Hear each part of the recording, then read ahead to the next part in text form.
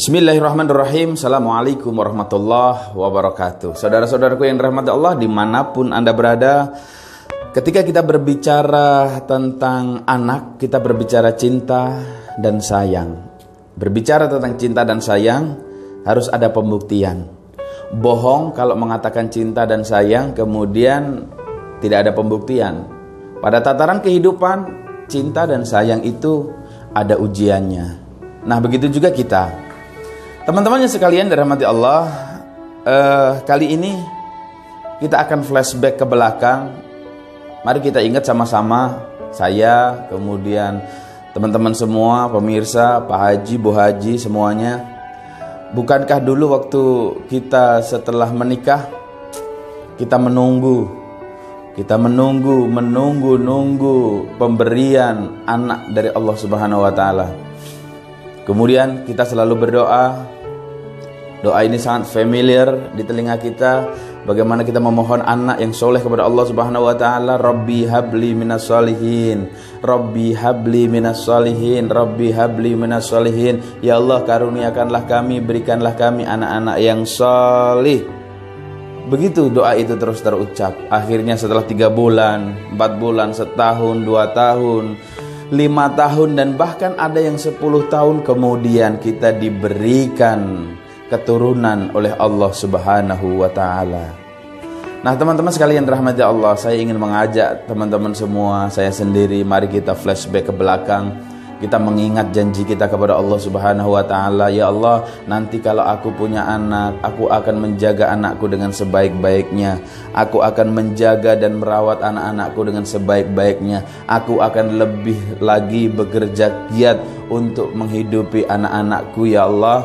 Begitu janji-janji kita kepada Allah Subhanahu wa Ta'ala. Pada prinsipnya kita berjanji kepada Allah untuk merawat anak-anak kita dengan sebaik-baiknya. Pendidikan agama, pendidikan akhlak, pendidikan formal dan non formal, semua akan kita berikan kepada anak-anak kita. Bahkan beberapa orang tua di antara kita pun ada yang rela berkorban demi anak-anaknya. Itulah cinta dan sayang seorang orang tua kepada anak-anaknya. Nah, teman-teman sekalian yang dirahmati Allah, kemudian hari terus berlalu. Hari terus berlalu, waktu terus berubah, waktu terus bertambah. Akhirnya anak kita pun lahir ke dunia. Kita mengucap syukur alhamdulillah kepada Allah Subhanahu wa Ta'ala. Terima kasih ya Allah atas nikmat yang Kau berikan. Kemudian mulailah kita butuh susu, kita butuh makanan untuk anak kita sang bayi. Tengah malam kita bangun karena anak kita ngompol, anak kita nangis. Kita harus mengganti popok mereka. Kita harus bekerja ekstra keras untuk menghidupi dan merawat anak-anak kita. Dan disitulah sudah mulai terasa. Disitulah kesabaran kita mulai diuji. Disitulah keadaan yang sebenarnya ketika kita sudah mempunyai seorang anak. Nah, teman-teman sekalian yang dirahmati Allah, sementara satu sisi kehidupan yang lainnya, Masya Allah, berapa banyak orang tua yang tega menghabisi anak-anaknya. Berapa banyak orang tua yang tega membuang anak-anaknya, yang menyiksa anak-anaknya, dan sampai kepada na'udzubillahi min zalik. Ini tentunya perbuatan yang tidak baik, perbuatan tercela, perbuatan dosa besar, membunuh anak-anaknya karena tidak mampu untuk merawat karena kebencian kepada sang anak. Maka dari itu teman-teman sekalian rahmati Allah, kita berintrospeksi diri. Anak kita kemudian mulai tumbuh dewasa. Anak kita mulai pendidikan, mulai dari TK, kemudian SD, kemudian SMP, SMA hingga perguruan tinggi. Dan disitulah teman-teman kecintaan kita, sayang kita kepada anak-anak kita yang kemudian dulu pada saat itu kita lafazkan janji kita kepada Allah Subhanahu wa Ta'ala akan merawat dengan sebaik-baiknya, diuji. Teman-teman, tidak mungkin keadaan akan selalu baik-baik saja. Tidak mungkin keadaan akan ada terus. Tidak mungkin keadaan akan cukup terus. Satu saat pasti kita akan diberikan kesulitan. Satu saat kita diberikan kesusahan oleh Allah Subhanahu wa Ta'ala dalam rangka ujian kepada kita terkait kecintaan kita dan sayang kita kepada anak-anak kita sekalian, teman-teman sekalian yang dirahmati Allah. Teman-teman, bagi yang tidak kuat, Masya Allah, sedih mendengarnya. Teman-teman, mari coba kita ingat. Bagaimana kita merawat anak-anak kita, mulai dari pendidikan agama sampai pendidikan formal. Kalau kita tidak pas punya uang, kalau kita bekerja di kantor, kita bekerja di lapangan, atau kita bekerja dimanapun, coba ingat-ingat, jangan sampai ada sesuatu yang haram masuk ke dalam tubuh anak-anak kita. Bapak, ibu, teman-teman, anak-anak kita nggak punya salah. Anak-anak kita itu nggak punya salah. Lantas kenapa kita siksa mereka? Kemudian kita masukkan sesuatu yang haram ke dalam tubuh anak-anak kita, yang akhirnya mengalir menyatu dengan aliran darah yang ada di dalam tubuh mereka, dan itu akan bertahan selama dia hidup. Bapak Ibu yang dirahmati Allah, maka pada kesempatan yang kali ini, mari, sebetulnya anak-anak kita kalau tahu bahwa yang dimasukkan dalam tubuh mereka, dalam darah mereka, dalam badan mereka adalah sesuatu yang haram, sesuatu yang tidak jelas yang didapat oleh bapaknya, yang didapat oleh ibunya, maka ketahuilah anak-anak itu sebetulnya menjerit. Mereka katakan di dalam diri mereka kepada kita semua, ayah, ibu, apa salah dan dosaku, apa khilafku, sehingga engkau tega memasukkan sesuatu yang haram ke dalam tubuh kami ini. Padahal di satu sisi, wahai engkau ayah ibunda tercinta, bukankah engkau mengharapkan kami menjadi tumbuh anak yang soleh, anak yang berbakti kepada orang tua, anak yang mengabdi kepada agama, anak yang bisa meneruskan perjuangan Nabi Muhammad SAW, sementara yang kita konsumsi setiap hari adalah sesuatu yang haram, adalah sesuatu yang tidak jelas. Maka Bapak dan Ibu semua dirahmati Allah, di dalam kesempatan yang seperti ini, saya ingin menggambarkan bagaimana jeritan suara hati dari anak-anak kita kalau seandainya mereka tahu. Memang sih, sekali lagi, keadaan tidak akan pernah selalu ada. Tidak pernah akan selalu konstan kita berkecukupan terus. Tetapi ada sandaran yang lebih utama daripada itu Bapak dan Ibu, yaitu sandaran kepada Allah Subhanahu wa Ta'ala. Nah teman-teman sekalian dirahmati Allah, coba ingat-ingat baik-baik. Kalau anak kita nakal, anak kita berani kepada orang tuanya, anak kita malas sholat, anak kita malas untuk baca Quran, anak kita malas untuk menghafal Al-Quran, kepada orang tua mereka selalu marah-marah, kadang membentak-bentak. Tanya dalam diri kita terlebih dahulu, apa yang kurang pada diri kita sebelum kepada mereka. Sebagai ayah dan ibunya, sudahkah kita memberikan makanan-makanan yang halal yang masuk ke dalam tubuh mereka? Sudahkah kita memberikan contoh dan keteladanan buat mereka? Kita tidak mungkin menuntut anak kita untuk pergi ke masjid sementara kita ongkang-ongkangan nonton TV di rumah. Kita mustahil membangunkan anak di waktu subuh untuk berangkat ke masjid sedangkan ayahnya terlelap tidur di tempat tidur berselimut yang tebal, kemudian menggunakan AC yang sangat dingin. Teman-teman sekalian rahmati Allah, nggak mungkin kita mengajarkan sedekah kepada anak-anak kita sementara orang tuanya pelit, bakhil, medit, dan lain sebagainya. Mustahil kalau contoh dan keteladanan itu tidak diberikan dari orang tua kepada anak-anaknya. Setiap hari yang anak lihat adalah perilaku orang tuanya.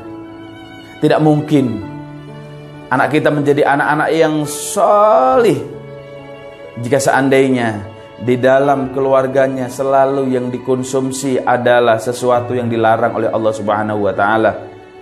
Nah teman-teman sekalian dirahmati Allah, mulai hari ini yuk mari kita berpikir, kita mulai berintrospeksi diri kita sendiri. Kita sering mendengar bahwa ada orang tua, ya Allah Pak Ustadz, anak saya na'udzubillahi min zalik, nakalnya Masya Allah. Nakal yang bagaimana? Gitu kan? Ya Allah Pak Ustadz, anak saya males untuk ngaji. Yuk kita lihat diri kita terlebih dahulu. Apakah kita sering mengaji, sering membaca Al-Quran? Ya Allah, anak saya Pak Ustadz disuruh puasa di Ramadan susahnya, Masya Allah. Apakah orang tuanya juga berpuasa?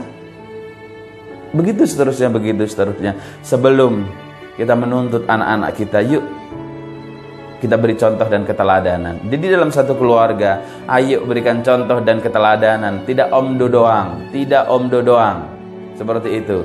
Jadi teman-teman yang dirahmati Allah, mulai hari ini, ayo kita berikan yang terbaik buat keturunan kita. Karena siapa lagi yang akan membantu, yang akan memberikan doa kepada kita kalau bukan anak-anak kita. Jangan pernah bangga anak kita menjadi seorang artis terkenal sementara dia tidak bisa membaca Al-Quran. Jangan pernah bangga anak kita menjadi seorang yang besar, ya, orang yang sukses, tapi dia tidak mengakui kita sebagai orang tuanya. Apalah gunanya anak-anak kita menjadi orang-orang yang kaya, mobilnya banyak, rumahnya banyak, tapi dia tidak ada hormatnya sama sekali kepada diri orang tuanya. Dia tidak sembahyang, dia tidak sholat, dia tidak baca Al-Quran. Na'udzubillahi min zalik. Maka teman-teman sekalian rahmati Allah, harga mati teman-teman, anak-anak kita harus bisa ngaji. Harga mati teman-teman, anak kita harus bisa sholat, harus bisa berdoa. Kelak kalau kita semua orang tuanya sudah meninggal dunia, lalu siapa yang akan mendoakan kita? Tetangga Pak Ustadz, bisa saja tetangga. Tetapi kalau harus mendatangkan ke tetangga terus menerus, mereka juga punya aktivitas dan kesibukan. Gak mungkin kita mengundang tetangga di sepertiga malam saat sholat tahajud, kemudian disuruh kumpul di rumah, kemudian berdoa buat orang tua kita. Gak mungkin. Siapa yang bisa melakukan itu? Ya anak kita. Maka teman-teman sekalian rahmati Allah, apapun yang terjadi hari kemarin, yang lalu-lalu biarlah berlalu. Tetapi mulai hari ini, ayo kita berusaha semaksimal mungkin yang kita berikan kepada anak-anak kita adalah sesuatu yang diizinkan oleh Allah Subhanahu wa taala. Kalau memang tidak diizinkan oleh Allah Subhanahu wa taala, jangan masukkan ke dalam tubuh anak-anak kita. Pengertian, pemahaman, ketika Bapak Ibu melaksanakan sholat tahajud, berdoa buat anak-anak, kemudian lihatlah wajah mereka di tempat tidur, kemudian pegang kepala mereka, doakan mereka agar semua mereka menjadi tumbuh anak-anak yang soleh yang seperti kita idam-idamkan. Ingat teman-teman, ketika dulu kita masih belum punya keturunan, kita selalu berjanji akan merawat dan menjadikan anak kita anak yang terbaik, anak yang soleh dari anak-anak yang soleh. Tetapi kehidupan dunia yang fana ini kemudian membawa kita kepada tataran kehidupan yang sebenarnya. Hanya orang-orang yang bersandar kepada Allah Subhanahu wa taala yang mampu untuk menjadikan istiqomah terhadap janji-janjinya kepada Allah Subhanahu wa taala, termasuk janji-janji dalam merawat dan mendidik anak-anak kita untuk menjadi anak-anak yang soleh. Teman-teman sekalian yang dirahmati Allah, anak-anak kita adalah aset yang utama. Menangislah, bersedihlah kalau anak-anak kita tidak bisa ngaji. Bener Bapak dan Ibu, sedih, bersedihlah, menangislah kalau anak-anak kita tidak bisa baca Quran, anak-anak kita tidak bisa sholat. Na'udzubillahi min zalik.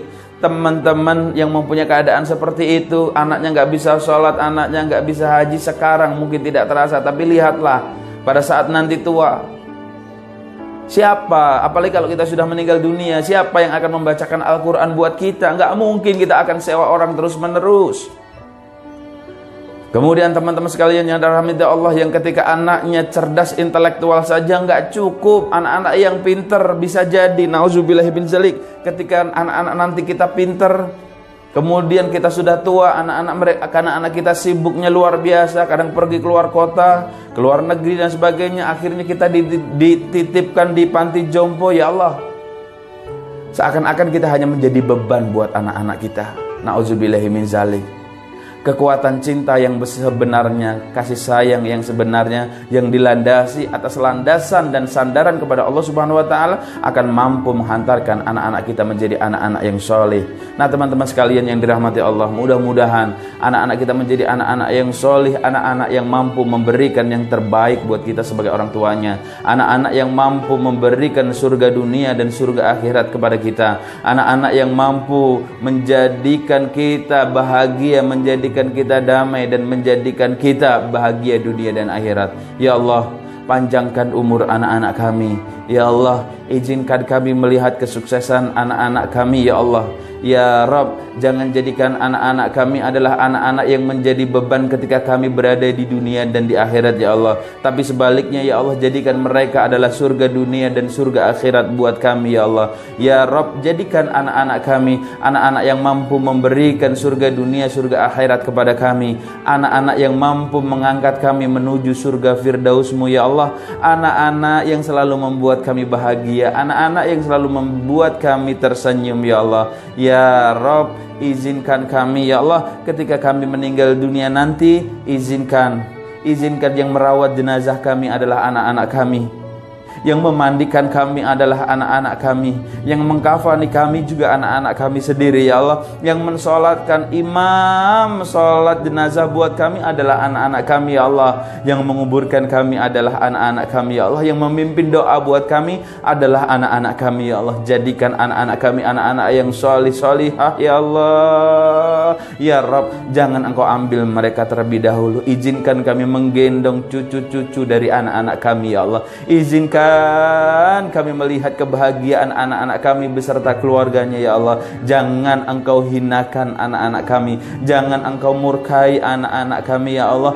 Mudahkan anak-anak kami dalam mendekatkan diri dan beribadah kepadamu ya Allah. Ini semua doa dari kami sebagai orang tuanya ya Allah. Ya terakhir yang kami sampaikan kepadamu ya Allah, ketika kami meninggal dunia nanti, izinkan anak-anak kami selalu mengirimkan doa, mengirimkan pahala, mengirimkan jariah buat kami ya Allah, hingga akhirnya kami tersenyum dan mengucapkan syukur kepadamu. Satu saat kami akan mengucapkan ya Allah, ketika kami nanti bertemu padamu ya Allah, terima kasih Engkau berikan keturunan anak-anak yang soleh, yang salihah kepada kami, sehingga kami mampu berada di surga firdaus-Mu ini ya Allah. Amin, amin, amin ya Rabbal alamin. Saudara-saudara yang dirahmati Allah, jadi yang lalu biarlah berlalu, yang kemarin sudah terjadi biarlah terjadi. Mulai hari ini, mulai sekarang ini, ayo kita tata kembali bagaimana kita merawat anak-anak kita, mendidik anak-anak kita agar kita sampai kepada cintanya Allah, cintanya Rasulullah Muhammad sallallahu alaihi wasallam. Dan teman-teman yang dirahmati Allah, sekali lagi, anak-anak kita adalah aset utama kita dalam menghadapi kehidupan di dunia ini yang akan menjadi bekal nanti kita di akhirat. Tapi teman-teman, satu hal yang diingat, kecintaan kita kepada anak-anak kita tidak boleh lebih daripada cinta kita kepada Allah Subhanahu wa taala. Jadi sekali lagi, boleh kita mencintai anak kita, sangat dan harus kita mencintai anak-anak kita, harus selalu berdoa buat anak-anak kita. Tetapi jangan sampai kecintaan anak-anak kita, kecintaan dan sayang kepada anak-anak kita melebihi kecintaan dan sayang kita kepada Allah Subhanahu wa taala. Berkaca kepada Nabiullah Ibrahim alaihissalam. Teman-teman yang dirahmati Allah, terima kasih. Mudah-mudahan sedikit ini bermanfaat. Dukung terus kami di channel YouTube Fauzi Ihsan Official untuk memberikan konten-konten yang menarik. Teman-teman, sebelum ditutup jangan lupa subscribe channel YouTube Fauzi Ihsan Official. Terima kasih. Assalamualaikum warahmatullahi wabarakatuh.